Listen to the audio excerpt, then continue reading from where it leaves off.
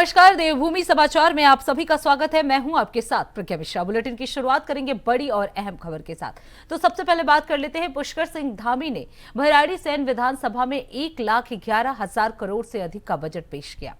आपको बता दें, इस दौरान सीएम धामी ने कहा कि ये बजट राज्य के समावेशी, सार्वजनिक और विकास के लिए महत्वपूर्ण है, जिसमें युवाओं, महिलाओं, किसानों पर विशेष ध्यान दिया गया है। सीनियर विधायक सहदेव पुंडेर ने इसे राज्य के विकास के लिए आवश्यक बताया। वहीं विपक्ष के नेता प्रीतम सिंह और यशपाल आर्य ने बजट को निराशाजनक करार दिया और कहा कि ये विकास की दिशा में सही कदम नहीं है।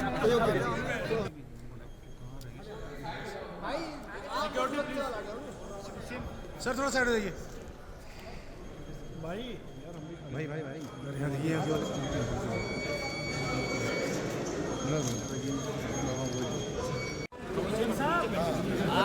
पीछे हो जाइए, हम लोग नहीं आ रहे। देखो, सरकार कभी ये कहेगी कि ये समुचित विकास वाला बजट नहीं है। देखिए, घोर निराशाजनक वाला बजट है। इस बजट में कहीं पर भी बेरोजगारी को दूर करने के लिए कोई उपाय नहीं किए गए हैं। किसान की आय दुगना कैसे हो, इस दिशा में कोई बात नहीं कही गई है।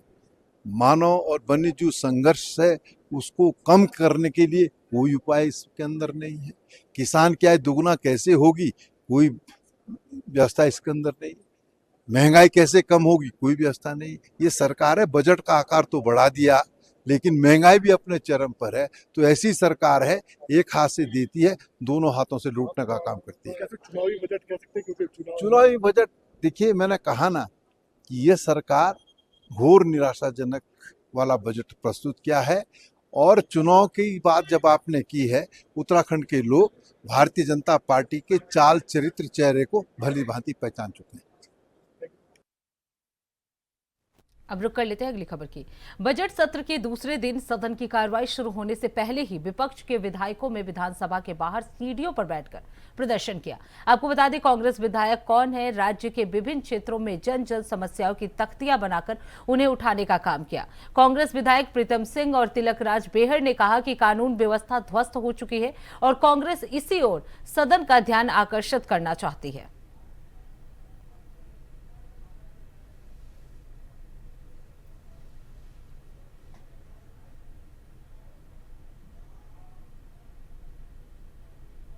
अब रुक कर लेते अगली खबर की। उत्तराखंड के भराड़ीसैंण में बजट सत्र के दौरान मौसम का मिजाज बदल गया। आसमान में हल्के बादल छाए रहे, जिससे मौसम सुहावना हो गया। मौसम विभाग ने पहले ही राज्य के कई जिलों में मौसम बदलने का पूर्वानुमान जताया था। विभाग के अनुसार उत्तरकाशी, रुद्रप्रयाग, चमोली, बागेश्वर और पिथौरागढ़ जिलों में कहीं कहीं हल्की बारिश, गर्जन और आकाशीय बिजली चमकने की संभावना है।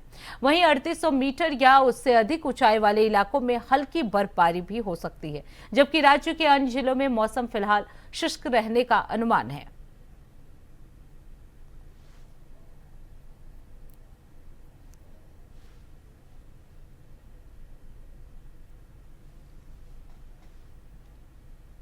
अब रुक कर लेते हैं अगली खबर की। रेखा आर्या ने धामी सरकार के बजट को महिलाओं के हित का बजट बताया। कैबिनेट मंत्री ने कहा कि राज्य सरकार महिलाओं के उत्थान और सशक्तिकरण के लिए लगातार काम कर रही है। उन्होंने बताया कि बजट में महिलाओं के लिए शिक्षा, स्वास्थ्य, स्वरोजगार और खेल के क्षेत्र में विशेष प्रावधान किए गए हैं। मंत्री ने यह भी कहा कि महिलाओं की भागीदारी बढ़ाने और उन्हें आत्मनिर्भर बनाने के लिए बजट में कई नई योजनाओं का समावेश किया गया है। इस विषय पर हमारे संवाददाता अभय कैंतुरा ने रेखा आर्या से बातचीत की। चलिए आपको सुनाते हैं। सरकार का बजट सदन में प्रस्तुत हो चुका है और इस बार महिला सशक्तिकरण के ऊपर भी राज्य सरकार ने खासा फोकस किया है। हमारे साथ बातचीत करने के लिए हैं कैबिनेट मंत्री रेखा आर्या जी, उनसे बातचीत कर मैं महिलाओं को लेकर लगातार आप लोग बातचीत करता है, तो बजट में जिस तरीके से चीज़ें दिखी है और सशक्त करने का काम इस बार किया जा रहा है। जी देखिए, निश्चित रूप से जो कल का बजट प्रस्तुत हुआ है वो अपने आप में एक ऐतिहासिक आंकड़े के साथ में ऐतिहासिक सरकार के विजन को दर्शाता है। और मैं समझती हूँ कि इसमें खासकर हमारा जो एक आधी आबादी का वर्ग है, यानी कि महिलाएं, उनके लिए इस बजट में जेंडर बजटिंग, उनके लिए इस बजट में स्वरोजगार से संबंधित, उनके लिए इस बजट में उनके कल्याण से संबंधित, उनके इस बजट में सेल्फ हेल्प ग्रुप को सशक्तिकरण से संबंधित, हर महिला को उसमें कवर अप करते हुए उनको बजट का प्रावधान दिया गया है। इसके लिए माननीय मुख्यमंत्री बहुत बधाई के पात्र हैं। मुझे लगता है कि इससे पूर्व में कभी भी बजटिंग में जेंडर बजटिंग का जिक्र कभी इतना नहीं आया, जो पहली बार आज इस बजट में आया है। माननीय मुख्यमंत्री बधाई के पात्र है। 1 लाख करोड़ से अधिक के बजट को जिस प्रकार से एक एक व्यक्ति यानी कि जन जन के हित में साधा गया है, उसके लिए वो बधाई के पात्र है। मैम, खेल को लेकर क्या कुछ आपकी रणनीति अब रहेगी, क्योंकि बजट भी आ चुका है, सरकार का ध्यान भी उस दिशा में है और पिछले जो परफॉर्मेंस रही है वो ऐतिहासिक रिकॉर्ड पर कही जा सकती है। देखिए, खेल के क्षेत्र में वाकई उत्तराखंड को खेल भूमि बनाने के दृष्टिगत इस बजटीय भाषण में यदि हम सब ने सुना होगा तो खेल विश्वविद्यालय का नया विजन और खेल विश्वविद्यालय के लिए प्रावधान, इसकी व्यवस्था इस बजट में की गई है। उसके लिए माननीय मुख्यमंत्री जी फिर से बहुत धन्यवाद और बहुत बधाई के पात्र हैं। मैं समझती हूँ कि आने वाले समय में बहुत जल्द गोलापावर में खेल विश्वविद्यालय की नींव रखी जाएगी। और आज एक खबर भी मिली है कि उस खेल विश्वविद्यालय के भूमि हस्तांतरण में प्रगति हुई है। तो मैं मानती हूँ कि माननीय मुख्यमंत्री जी खिलाड़ियों के लिए भी और खेल संसाधनों को विकसित करने के लिए भी इस बजट में संपूर्ण व्यवस्था दी है। मैम, एक आखिरी सवाल, विपक्ष की जो कार्रवाई या विपक्ष के जो रवैया उसको लेकर क्या कुछ कहेंगे, क्योंकि आप लोग तो यहाँ पर आए हैं, सबकी निगाहें इस भारत के बजट सत्र पर टिकी हुई है। देखिए, मुझे लगता है कि विपक्ष की भूमिका हमेशा से नकारात्मक रही है।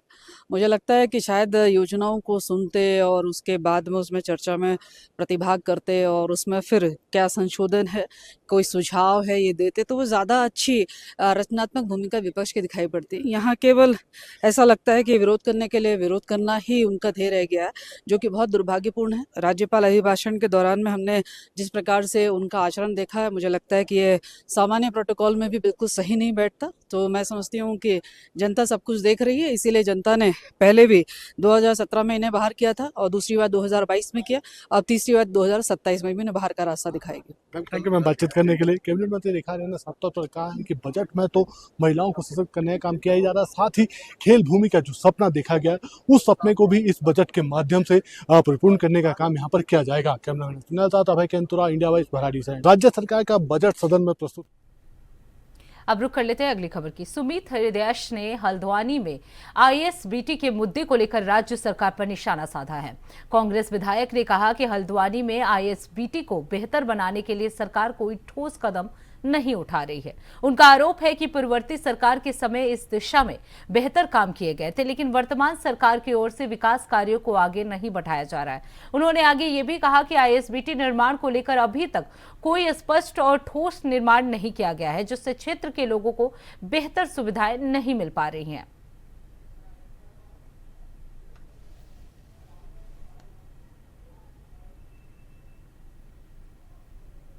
बजट सत्र का दूसरा दिन है। दूसरे दिन की शुरुआत में ही कांग्रेस ने अपने तल्ख के तेवर दिखाने शुरू कर दिए। हमारे साथ बातचीत करने के लिए हल्द्वानी से विधायक सुमित हृदय जी, उनसे बातचीत कर। सर, आपने एक बार फिर आईएसबीटी का जिक्र हल्द्वानी वाला करा, क्या लगता है सरकार उन सब चीजों को कर नहीं पा रही है? इच्छा शक्ति नहीं सरकार की, या बजट इन चीजों में आवंटित नहीं हो पा रही? नहीं, सरकार की कोई मंशा लगती नहीं है कि विकास के प्रति संजीदा हो। लगातार देखिए, आईएसबीटी का शिलान्यास 2016 में, पैसे का आवंटन, और इतना बड़ा वो ड्रीम प्रोजेक्ट था। उसके अलावा जो हमारा जू था, अंतर्राष्ट्रीय जू, वो सिंगापुर की तर्ज पे बनना था, जिसमें रात्रि सफारी भी प्रस्तावित थी, और जो अंतर्राष्ट्रीय स्टेडियम बन चुका है 200 करोड़ रुपए की लागत से। इन तीनों योजनाओं को ठप करने का कार्य भारतीय जनता पार्टी ने करा है। आईएसबीटी बनने से पूरे हमारे शहर के क्षेत्र के जाम को निजात मिलता, और आईएसबीटी और जू से प्रत्यक्ष अप्रत्यक्ष तौर से लाखों लोगों को रोजगार मिलता। उसके अलावा जो स्टेडियम है उसमें आपने राष्ट्रीय खेल कराए, आप वाहवाही लूट रहे, इतने मेडल ले आए, अच्छी बात है। उसके प्रतिदिन क्या कार्य हो रहा है वहां पे? अंतर्राष्ट्रीय स्तर के, रणजी स्तर के, प्रांतीय स्तर के हर दिन आयोजन क्यों नहीं हो रहे? किस लिए बना है वो खेल स्टेडियम? क्यों खाली पड़ा रहता है? खेल विभाग उसे मैनेज नहीं कर पा रहा है। उसे या तो ट्रिपल मोड पे दीजिए, या उसे प्राइवेट, यहाँ अडानी अंबानी क्यों नहीं लाते जहां लाने की आवश्यकता है? आप बिजली का मीटर देते हैं अडानी को, आप ये दीजिए ना स्टेडियम, बोलिए बनाइए इसमें, यहाँ पे कराइए आईपीएल। हमारी सोच तो ये थी कि आईपीएल हो कभी वहां पे, हमारी सोच थी अंतर्राष्ट्रीय खेल हो वहां पे, लेकिन उसको बस केवल एक शोकेस इवेंट करके उसको और फिर ऐसी पैदल स्थिति में आपने छोड़ दिया। तो ये हल्द्वानी वालों की सामूहिक, पूरे क्षेत्र की, हमारे जिले की, लोकसभा की, कुमाऊं मंडल की मांग है, और इसको हम लेकर मैं यहाँ पे बैठा। क्या लगता है सरकार की इच्छा शक्ति नहीं है इन सब चीजों के करने के लिए, या पक्ष आप लोग विपक्ष में है इसलिए सब चीजें नहीं? देखिए, हमारी इच्छा शक्ति कहाँ से थी? कितना विकास हुआ है हमारी सरकारों में? 2 सरकारें हमारी कांग्रेस की रही हैं। क्या विकास का कोई पैमाने का आप कोई भी मानक ले लीजिए, उसमें हम उत्तीर्ण होंगे? और उत्तीर्ण ही नहीं, उसको हम टॉप करेंगे। वही तो व्यवस्था, यही तो अधिकारी हैं। इन अधिकारियों से काम क्यों नहीं ले पाते? इन्हें घुमा क्यों रखा है, गिर्री में क्यों घुमा रखा है इन अधिकारियों ने? ये जो प्रस्तावित योजना है, सुमित हृदय के नाम कोई रजिस्ट्री नहीं है या कांग्रेस के नाम की रजिस्ट्री नहीं है, प्रदेश के नाम, प्रदेश की जनता के लिए और प्रदेश के खिलाड़ियों के लिए और प्रदेश में जो परेशानी है उनसे पार पाने के लिए योजनाएं आई। हल्द्वानी विधायक सुमित हृदय ने साफ तौर पर कहा है कि जो इच्छा शक्ति सरकार को होनी चाहिए थी, जो अधिकारियों से काम लेने का तरीका होना चाहिए था, वो अभी तक दिख नहीं पा रहा है। इसीलिए उनको अब कुमाऊं की इन समस्याओं को लेकर यहाँ पर बैठना पड़ रहा है। देखना है कि सरकार क्या कुछ निर्णय ले पाती है। कैमरामैन इंडिया वाइस बराड़ी से। तो फिलहाल रुकते एक छोटे से ब्रेक के लिए। ब्रेक के बाद जल्द लौटेंगे। देखते रहिए इंडिया वॉइस। तो ब्रेक के बाद एक बार फिर आप सभी का स्वागत है। रुक कर लेते हैं खबरों की ओर। उत्तरकाशी गंगोत्री धाम से अखंड ज्योत रथ यात्रा का भव्य शुभारंभ हुआ। कैलाश आश्रम के स्वामी कृष्णानंद महाराज के संरक्षण में सनातनी गंगा से जुड़े लोगों द्वारा निकाली जा रही इस यात्रा की शुरुआत श्री पांच मंदिर समिति गंगोत्री धाम के अध्यक्ष रावल धर्मानंद सेमवाल ने मां गंगा की मुख्य धारा की विधिवत पूजा अर्चना और आरती के साथ की। इसके बाद यात्रा उत्तरकाशी पहुंची, जहां गंगा तट स्थित केदार घाट पर भव्य गंगा आरती का आयोजन किया गया और गंगा की स्वच्छता और निर्मलता बनाए रखने का संकल्प लिया गया।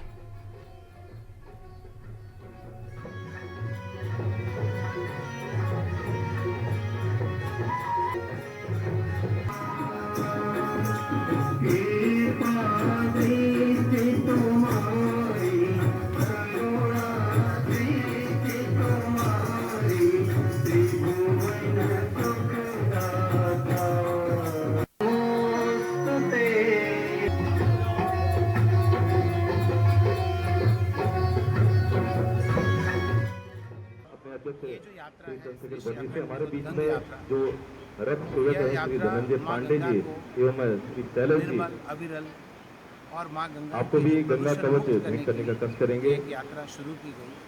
इसके उद्देश्य अनेक हैं, जिसमें से कुछ उद्देश्य हैं जो मैं आपको बताऊंगा।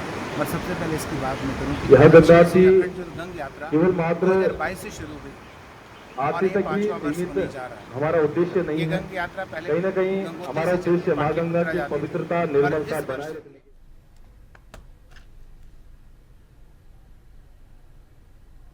अब रुक कर लेते हैं अगली खबर की। भराड़ी सेन में पेश किए गए पुष्कर सिंह धामी सरकार के बजट को लेकर कांग्रेस ने सवाल उठाए हैं।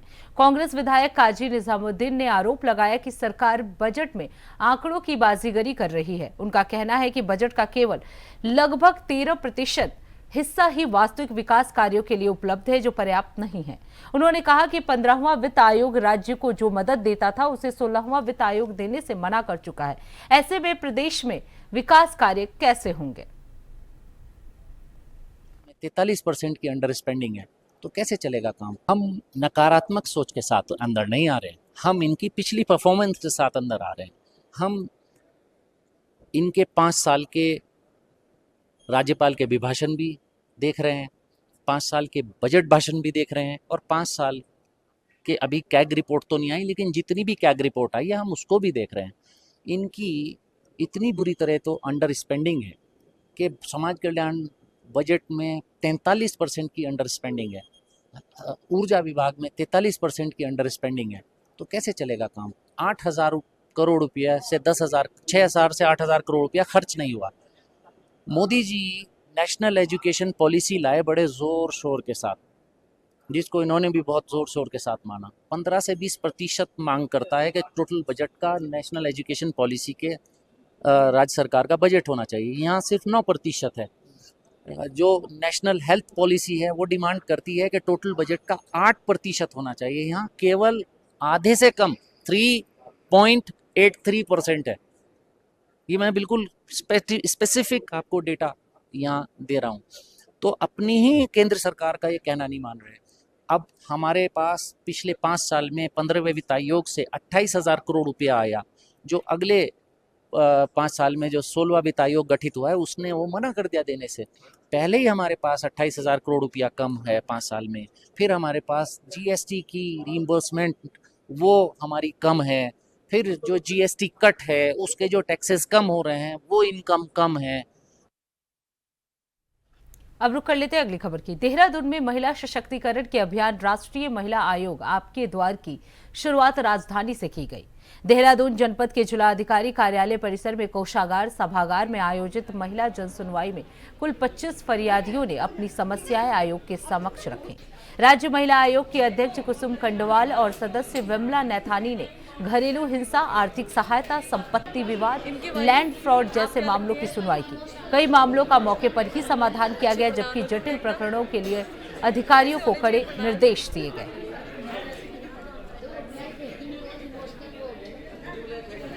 सबसे पहले तो महिला आयोग आपके द्वार प्रत्येक जनपद में हम जन सुनवाई कर रहे हैं। आज देहरादून से हमने शुरुआत की है और आज देहरादून में अच्छी बात यह है कि हमारे संबंधित सभी विभागों के अधिकारी यहाँ पे उपस्थित रहे हैं और क्योंकि इसमें निस्तारण के लिए हमें थोड़ा आसानी हो जाती है और इसमें हमारे पास 25 केस आए जो कि हमने बहुत अच्छे से उनको निस्तारित किया है। जो हमारे लायक हो हमने खुद देखा है, जो अन्य विभागों से, पुलिस से हो या प्रशासनिक स्तर के हैं, उनके सामने हमने निस्तारण किया और उन्हें आश्वस्त किया है। सभी लोग यहाँ से आश्वस्त होके गए हैं और निश्चित ही इस तरह की पहल एक अच्छी पहल है और 9 तारीख से लेकर 13 तारीख तक उत्तराखंड राज्य महिला आयोग प्रत्येक जनपद में हमारे जो माननीय सदस्य हैं, हमारी माननीय उपाध्यक्ष हैं, सभी लोग इस कार्यक्रम को आगे बढ़ाएंगे, इस तरह सुनवाई करेंगी, जन सुनवाई करेंगी। तो इसी के साथ देवभूमि समाचार में बस इतना ही। देश दुनिया की तमाम बड़ी खबरों के लिए देखते रहिए इंडिया वॉइस। तब तक के लिए नमस्कार।